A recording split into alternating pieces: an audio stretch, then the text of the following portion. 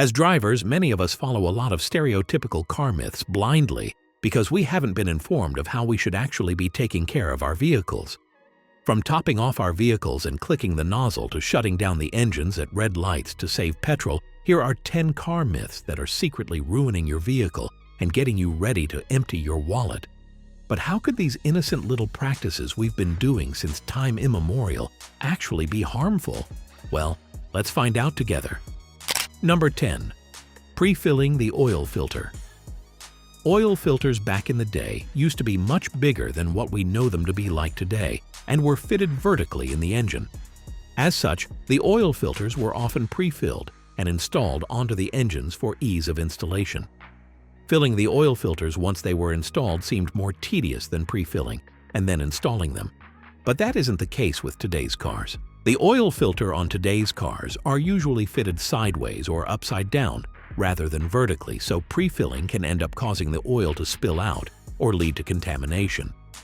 Instead, you lightly oil the gasket and screw the filter on till it's tight. Doing otherwise would just be wasteful and lead to problems in the long run. Number 9. Buy from dealerships. When we think of buying a car, we often think about going to our local dealership of choice and getting a vehicle. We are also encouraged to do so because dealerships are seen as trustworthy when, in reality, they are ripping us off. Dealerships using include a lot of hidden fees in a transaction and have salesmen who aren't completely knowledgeable on what they are selling. Independent shops, on the other hand, are a much better option, as they are often staffed by car enthusiasts and offer much better service and deals than traditional dealerships. They also use the same tools and diagnostics as company dealerships, employ their former mechanics, and charge less overall for labor and parts. Number 8. The older, the better. People often get vintage steel chassis cars for their iconic look and/or performance. But one myth that is completely untrue is that these older steel model cars are safer than newer models. Many people think the stronger steel chassis of the car is all that matters in a car when it comes to accidents, and they could not be more wrong about it. While older car models do have a relatively stronger chassis, new cars are specifically designed to survive crashes and have various features like collapsible compartments and airbags to absorb the shock, while older models do not. At the end of the day, if you were to crash in an older model car, you can be sure that the entire shock of the impact would be transferred to your body instead of the car, effectively ending your life. Number 7. Inflating to the limit. When we fill air in our tires, one common mistake that we all commit is that we fill air into the tires to the limit that is prescribed on the sidewall of the tire. What many people don't realize is that this limit is actually the maximum pressure the tire should reach. It's not the pressure to which the tire is supposed to be inflated. According to the National Highway Traffic Safety Administration, or NHTSA, only 19% of drivers on the road actually fill their tires properly. Overinflating can often lead to less traction, destruction of the thread wear, and increases the chance of a blowout. So what is the prescribed amount then? Just check on the inner side of the driver's door and you'll see the prescribed pressure that the suspension, weight, and chassis of the car is calibrated for. But if you thought this new information, wait till we bust this next myth. Number 6.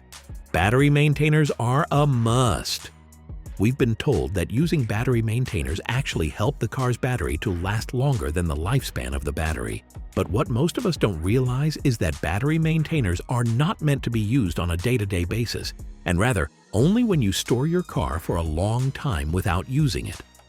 That is the only appropriate time to use battery maintainers. Using cheap maintainers can cause severe damage to your car battery as well, having you replace your car batteries every year. So make sure that when you use battery maintainers, it is only because your car is going to be inactive for an extended period of time. Number 5. Soaping a squealing belt. The timing belt of a car is one of the most important components as it connects the crankshaft and camshaft of the car, which in turn connects the piston and the valves of the car together. But we often treat this part of the car in a very expendable manner.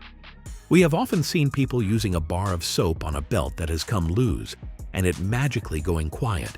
But in reality, This is in no way fixing the problem and is instead turning what could be a $90 replacement into a $500 engine repair.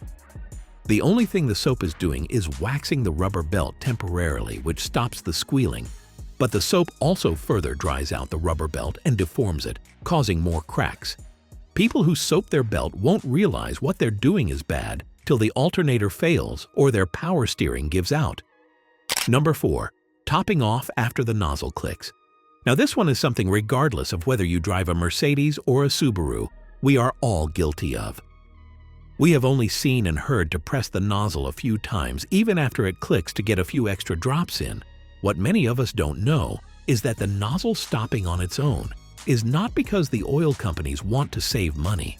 It's rather because filling beyond that point can be harmful for the health of your car. The nozzle clicks when the sensors in the nozzle are triggered by the fuel touching the nozzle or when vapor pressure in the gas tank increases. This is done to prevent us from overfilling the tank or increasing pressure beyond the recommended limit.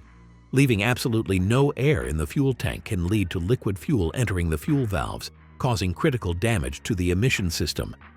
So next time you hear the nozzle click, resist the temptation to press the nozzle if you want to save hundreds of dollars in advance. Number 3. Low mileage cars don't need maintenance. Now you might imagine that the cars that need the most care are the ones that run the most on the road. If you have a vehicle that you rarely take out, you might imagine that it doesn't need half as much care, but you'd be wrong because cars that have low mileage are the ones that need the most care. Components in idle cars degrade much faster than in running cars. Batteries die, coolant turns acidic, oil becomes contaminated, and transmission fluid coagulates. But the greatest mistake people make with cars that rarely run is taking them out without properly heating the car up. Cars that lie idle for a long time will contain oil and other materials that have become hard with disuse. So make sure to heat your car up before you take it out. Number 2. Saving by shutting down. This is something we all do. When we all come to a signal that is unnecessarily long, we tend to shut our car engines off in hopes that we would save maybe $1 or $2 of gasoline. But what most people don't realize is that this practice is actually harming the engine of their car more than they realize.